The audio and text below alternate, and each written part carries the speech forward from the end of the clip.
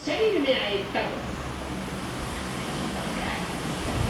तो शरीर में आने के बावजूद भी वो निराकार कहे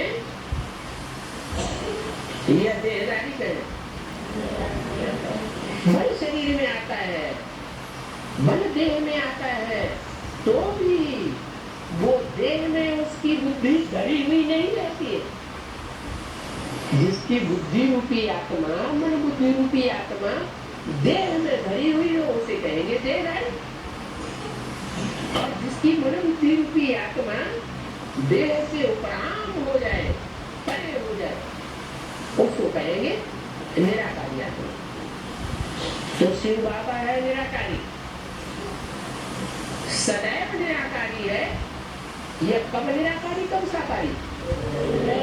वो तो सदैव निराकारी है, परंतु उस निराकार को साकार ब्रह्मा भी चाहिए। क्या?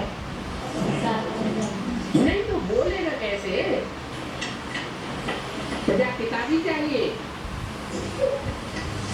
ब्रह्मा तो सूक्ष्म बतरवासी फरिश्ता भी बन जाता है, परंतु प्रजापिता फरिश्ता नहीं बन सकता।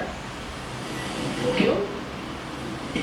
प्रजापिता की ड्यूटी है, बाप की जिम्मेवारी है, वो मनुष्य शक्ति का बाप है। इस मनुष्य शक्ति की आखिरी मनुष्य आत्मा भी जब तक निराकारी स्टेज धारण न करे, चाहे खुद के पुरुषार्थ से,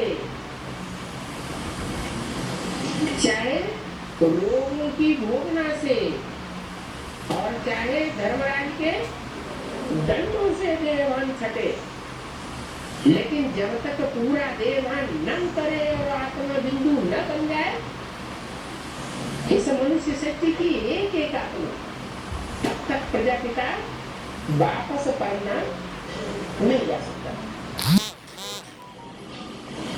तो निराकार बाप इस मुकर्रर रथ में आते हैं, जिसे कहते हैं भाग्यशाली रथ। भाग्यशाली रथ, रथ माने शरीर,